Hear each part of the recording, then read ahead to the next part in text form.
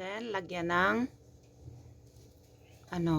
ng asukal. Ibababad siya sa asukal for mga 3 months.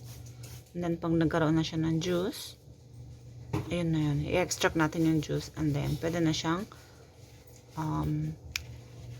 sa mainit na tubig, timplahin. Yun. It's good for the health. So, ito na siya, guys. Nilagay na namin siya sa garapon. Yan. So, nagtubig na siya nung nilagyan ng asukal. So, pabayaan na lang natin siya hanggang magtubig pa. Kasi magjujuice pa yan eh. Yan. So, yan. Ayan yung asukal sa taas. So, maybe 2 to 3 months. Ganyan lang siya. And then, pagka iinumin na yung juice, so, yung laman niya, pipigain mo, tapos, sasalain mo. Tapos, itatapon mo lang. Tapos, yung juice lang talaga yung kailangan yan. Para itimpla mo sa mainit na tubig.